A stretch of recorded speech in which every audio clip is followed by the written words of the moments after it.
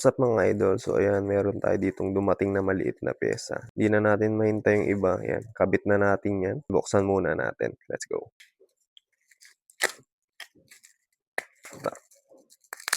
Ito pala siya mga idol. Concave na caliper bolts natin. Dalawa yan mga idol. Solid yun mga idol, CNC. Ayaw mag-focus eh. Ayan. Ayan ang bagong design nila mga idol. Ayan, kabit natin yan mga idol. Let's go.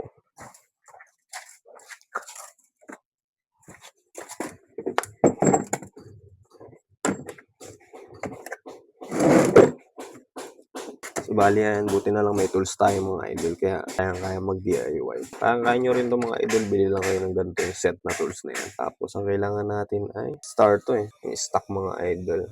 Malaki. Hindi siya yung Allen wrench. Yan, sa 8 pasok siya.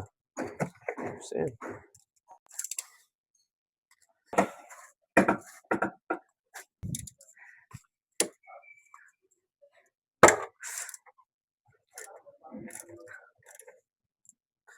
Buti na lang makapit pa mga idol.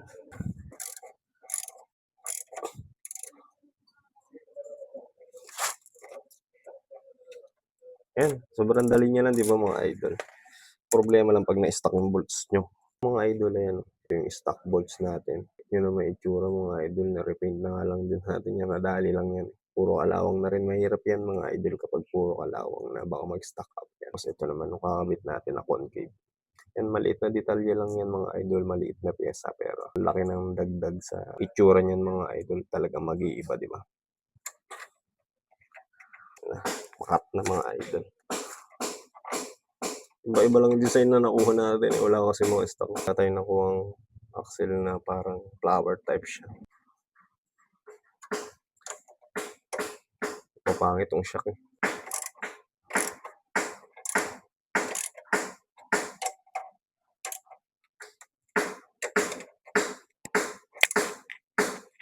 Yan mga idol, all goods na, nakabit na natin. Nagdetalye din siya mga idol kahit napakaliit na pyesa. Yan na lang sa bolt sa harap mga idol. Tapos yan, sa hose. So ayun mga idol, ayun na yung nga pala yung naging itsura ng motor natin ngayon. Dumi lang mga idol, talaga namang tag-ulan ngayon eh. So ayun o, kagaya ngayon mga idol, bubuhos na naman. Pero pabugso-bugsong malakas lang naman mga idol. Grabe, sobrang kulimlim talaga. Kaya magpakita ni Haring Araw mga idol. Balik tayo dito sa motor mga idol. Sa gilid medyo umaayos na mga idol sa unahan. Paint na lang ng flarings, tsaka sasama natin chassis mga idol. Dami pa tayong parating mga idol. Abangan nyo yung mga pyesa. Tayo dito sa I-Line mga idol. Dito na lang mga idol. Salamat sa panonood. See you on the next video. Shish! Ayaw mo bang maniwala na halika para lasa?